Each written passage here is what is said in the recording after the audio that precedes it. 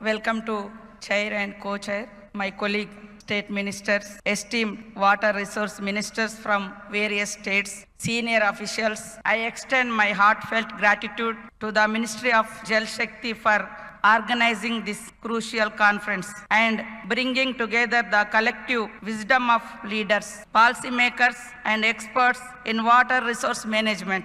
It is an honor to stand before you today as we discuss something more valuable than gold, more essential than oil, and more powerful than any weapon, water. Thomas Fuller once said, "We never know the worth of water till the well is dry." These words remain true more than ever in today's rapidly changing climate, where water scarcity and mismanagement threaten not just livelihoods but the very fabric of our society. Water is not just a resource, it is the foundation of human survival, the pulse of progress, and the lifeline of civilization.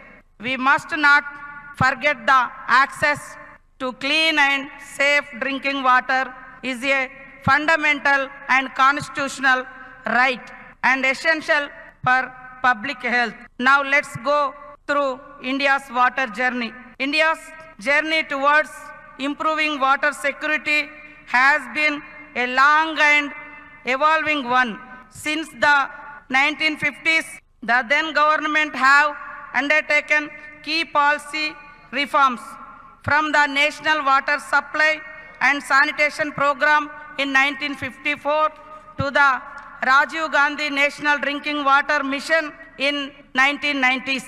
Recently, initiatives like the National Rural Drinking Water Program and the Jal Jeevan Mission have sought to provide functional household tap connections across the country. Telangana, my home state, we have witnessed both scarcity and abundance. The prolonged droughts, devastating floods, yet through bold initiatives like Mission Bhagirath and defluoride projects and PWS, we have transformed our water story, ensuring 100 liters per day of clean drinking water to every household. By 2047, when India celebrates 100 years of independence, let it not be a time where we measure success merely in the GDP growth. Instead, let us define our progress by the number of rivers, lakes we have revived, villages we have made drought-proof, and the women who no longer walk miles for a pot of water. In the words of Dr. Rajendra Singh, a waterman of India, "Jal hai to kal hai, agar jal bachayega to jeevan bachega." If there is